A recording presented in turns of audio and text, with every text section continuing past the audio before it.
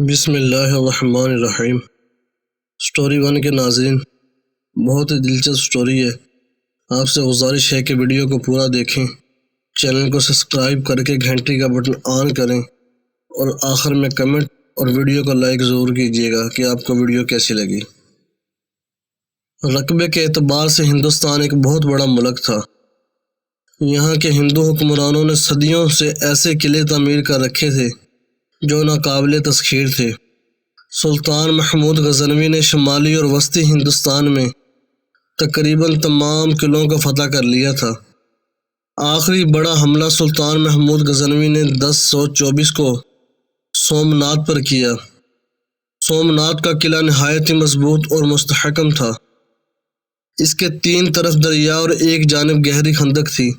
اس قلعے کو فتح کرنا انتہائی دشوار تھا۔ اس کے اطراف میں راجپوتوں کی 27 ریاستیں تھیں جو سب کی سب سومنات کی محافظ تھیں۔ سلطان محمود غزنوی کی فوجیں ملتان کے راستے سومنات پر حملہ آور ہوئی۔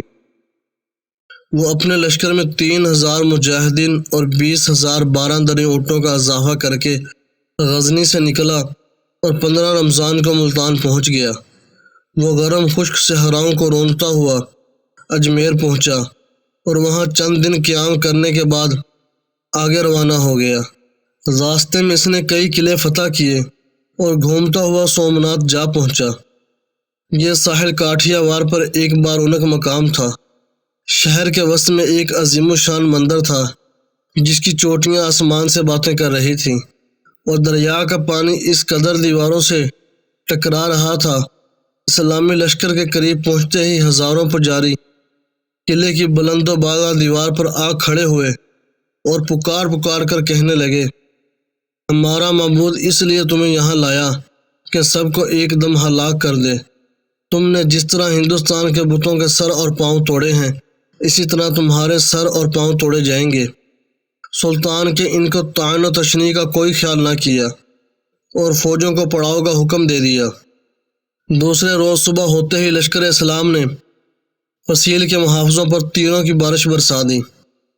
ہندو سپاہیوں کی ایک بڑی تعداد زخمی ہوئی تو انہوں نے فصیل خالی کر دی اور سومنات کے بت کے سامنے جا گرے، گڑ گڑا کر رونے لگے اور اپنے معبود سے مدد مانگنے لگے۔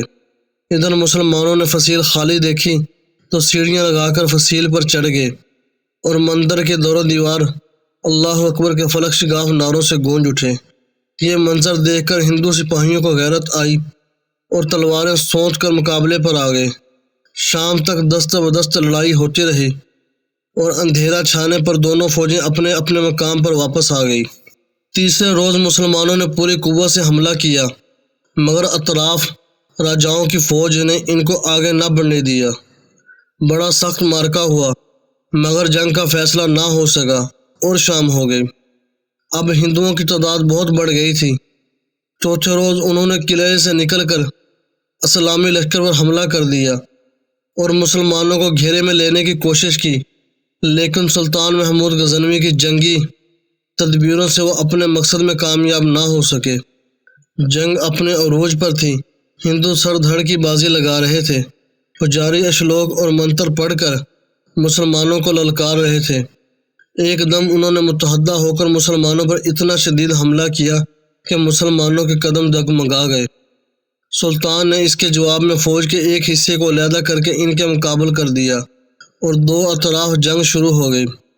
اسی اثناء میں بھیم دیو راجہ اپنی تازہ دم فوج کے ساتھ آن پہنچا اور ہندوؤں کا غلبہ بڑھ گیا۔ سلطان نے دیکھا کہ ہندوؤں کی فوج میں مسلسل اضافہ ہو رہا ہے جبکہ سلطان اللہ کے سوا کوئی مددگار نہیں تھا۔ چنانچہ اس نے ایک دھواں دار تقریر کی۔ اس تقریر نے لشکر کی رگوں میں جذبہ جہاد اڑا دیا اور چند ہی لمحات میں اسلامی لشکر کے مجاہدین شیروں کی طرح بھپر کر جھپٹتے اور پلکتے پھر جھپکتے انہوں نے ہندوؤں کی لاشوں کے انبار لگا دیے۔ بھیم دیو راجہ کے لشکر کے 5000 سپاہی ایک ہی حملے میں زمین پر گر کر تڑپنے لگے اور اسلام کے شیروں نے دوسری مرتبہ پھر حملہ کیا۔ دشمن کو ٹھہرانا دشوار ہو گیا۔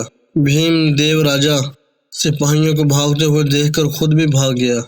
ہندو لشکر جو قلعے کو بچانے کے لیے لڑ رہا تھا، راجاؤں کا یہ حال دیکھ کر گھبرا گیا اور دریا کی طرف دروازوں سے نکل کر بھاگنے لگا۔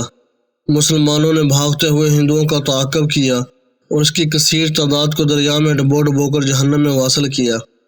مکمل فتح کے بعد سلطان محمود غزنوی مجاہدین کی ایک جماعت کو لے کر قلعہ میں داخل ہوا۔